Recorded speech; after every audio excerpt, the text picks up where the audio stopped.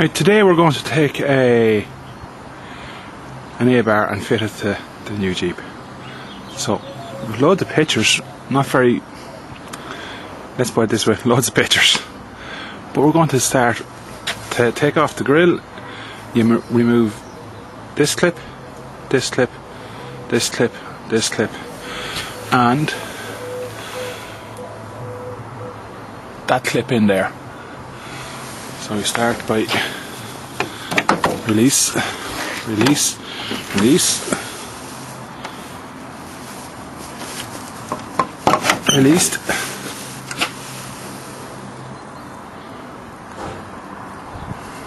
and released. Simple as that. Put it down somewhere safe.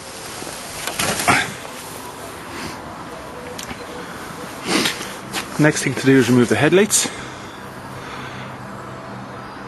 That clip there.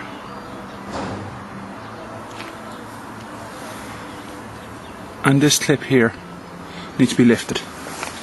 Now, I had the lights out recently before and I've copper slip grease on them, so they're easier to remove. Well, not that easy.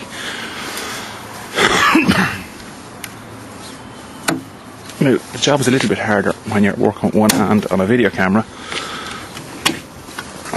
but you get the idea.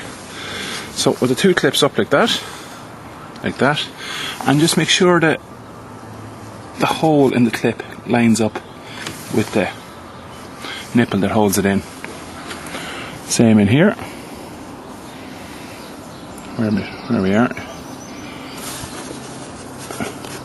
Now, and when the two clips released, just pull the headlight gently forward. Just like that. Flip it over. Actually, don't flip it over. And remove this socket here. Push down the clip at the top and wriggle it out. Simple. Now at this stage we have the headlight out, the other headlight out, and the grille gone. Just as a side note, if you're replacing your headlights with xenon headlights, that's it. For standard xenon headlights, you just slip the new units in. This is the socket you hook onto it, and that's it. They're the little clips it sits in on, and it's as simple as that. The xenon headlights, adaptive headlights, can't just be installed on a standard model. I'm not sure about bi-xenon headlights. I don't think they can be just dropped in, but standard basic xenon headlights can be just dropped into the unit. So now the next step we're going to head with here is, in here we need to take out the screws that hold in the bumper, which are this one, this one, this one, this one, this one, and this one. So I'll do that and be back to you in a minute.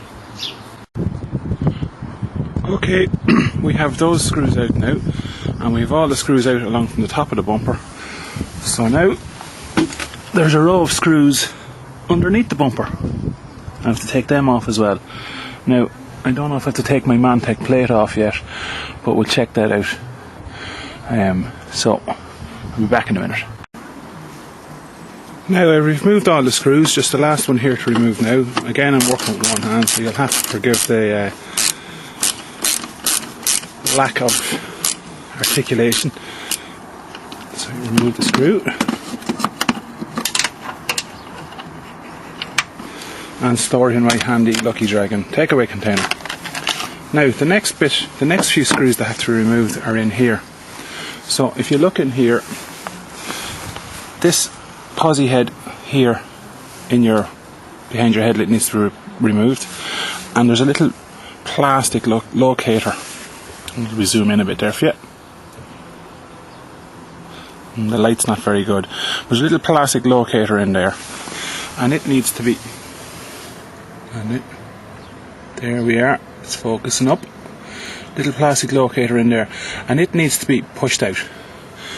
And after that, this screw here, once we get a pointer, this screw here needs to be removed from the outside. And in order to do that, you need to remove the wheel arch trim. So we'll show you how to do that in a few minutes. So to recap, it's the plastic locator and the posi head screw. Right, I'll start them now and I'll come back to you when I've them done. Okay, so at this stage we've removed the grille, removed the headlights, removed all the screws along the top half of the bumper, all the screws that are underneath the bumper that we can see so far anyway. We had to remove the mantec plate to get at them screws, and now there's a screw roughly in here somewhere, or so I believe, that we need to get at to release the front bumper from the body. And to do that we need to remove the wheel arch trim. Now the wheel arch trim is held on by a series of clips and expanded nuts, or expander type clips. That's one of them there. Now I've been told that if I take out this one here, which is roughly at about 11 o'clock on the wheel arch as you look at it, on the passenger side, if I take this clip out, there's an expander in the centre, so you take out the centre expander first and then take out the centre or the main part of the clip then as well. And hopefully then that the whole, well actually no, there's a Phillips screw in here as well, just in front of the wheel at about 9 o'clock. So hopefully when we take these out, this wheel arch will pull away and we can get at the screw there. So again, I'll be back to you when I've that done. As it turns out, I took the whole wheel arch trim off. It was just as handy. There's a series of these clips just up under the wheel arch trim, and basically the way they work is, again, one hand isn't easy. The centrepiece pulls out. It's like a roll plug. Centrepiece pulls out the expander, and then the rest of it can, and let me get a good shot at this, the rest of it then can squeeze out through the hole like that. So basically the whole thing came off, and now we have to take this screw here out, and the same on the far side, and then hopefully at that stage your whole bumper should be able to come off. Now if I find anything else, we'll be back to you.